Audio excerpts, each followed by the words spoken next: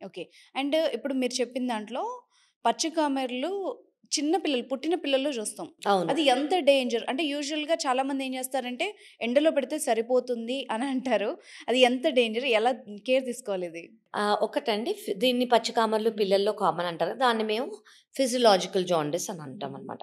Physiological jaundice అనేది పిల్లల్లో కొంచెం శాతం రావటం చాలా కామన్. హ్మ్. ఓకే.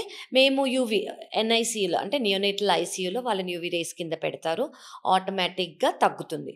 కానీ అది అబ్జర్వేషన్‌లో పీడియాట్రిక్ అండ్ నియోనటాలజిస్ట్ కింద అబ్జర్వేషన్‌లో పెట్టి తగ్గుతోందంటేనే ఇంటికి పంపిస్తారు. ఇంట్లో సన్ రేస్ కింద పెట్టడం ఎంతవరకు ఐడియలో ఇట్స్ నాట్ ఐడియల్ అండి. హ్మ్. ఆఫ్‌కోర్స్ డాక్టర్‌ని చూడాలి.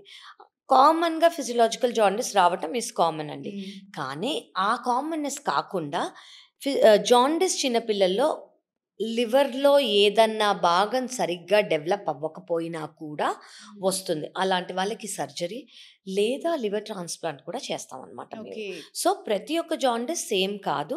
దేనివల్ల వచ్చింది అనేది మనకు చిన్న టెస్ట్‌లలో తెలిసిపోతుంది.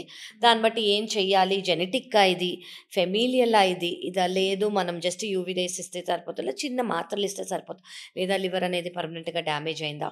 లేదా ఏదైనా డెవలప్‌మెంటల్ డిలే ఉందా? అనేది మనం చూస్తే మనకి మొత్తం అర్థమైపోతుంది. ఓకే. సో, పిల్లలకనేది రావటం కామన్.